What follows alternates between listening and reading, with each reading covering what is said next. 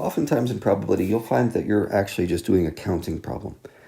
And where it gets interesting is when you have to count a huge number of numbers and make some kind of an estimate of it. Now, you'll see here in this problem, I'm told I want to know how many numbers between 300 and 699, including the ends, right? 300 is okay, 699 is okay. How many numbers in that full span do not have the number 1 included as a digit? Okay, well, let's take a look at this list. I've written some of the numbers between 300 and 699 here. And you can see that 301, no good. 310, 11, 12, oh, those are all bad. There's a lot of bad numbers right there. And then 321, that's another bad one. And we could go on like this for a while, right? But let's try to not write 400 numbers down and see if we can figure out a pattern instead. So I want to just look at these things grouped. And I'm going to say, let's look at the first 10 numbers, and the second 10 numbers, and the third 10 numbers, and so on. All right, well, how many bad numbers are there in this first set? There's only one, 301. Okay, so that's your problem. In the second set, how many bad numbers are there? They're all bad, right? 310, 311, 312. They all have the digit 1 in the tens place. So you've got 10 problems there. In the third set, we're back to 1. And it'll be the same for all the other sets in the 300s. 330s, 340s, 350s. The only time you're going to have a problem is when it's 351, 371, and so on.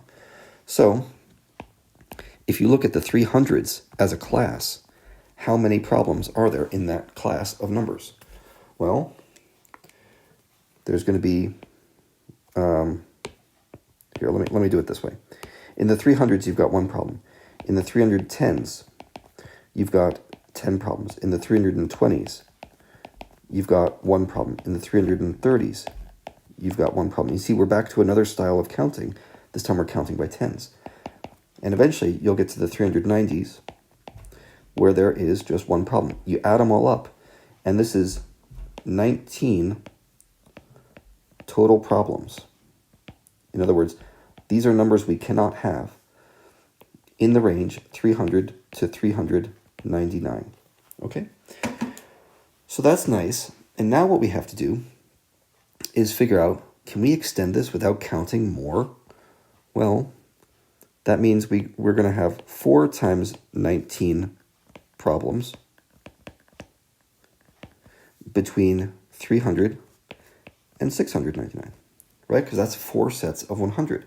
You're never going to have the number 1 in the hundreds place, because we started at 300. We did not start at 100. So we've got how many problems here? Well, 4 times 19 is 76. So there are 76 numbers we are not allowed to have. Remember what this problem is asking. It's not asking how many issues there are. That's not what it wants. It wants to know how many numbers do not have the number 1. Well, there's 400 numbers total, and there's 76 that I do not want. Okay, so that's my chance of success right there. And the total number of numbers is 400. So here's what we've got. We've got 324 chances for success out of 400. In other words, I've got better than 75% odds at choosing a number randomly which does not have the number 1 in it. Okay, and that is about the quickest way you can go through this problem. We're counting, but we're also looking for patterns.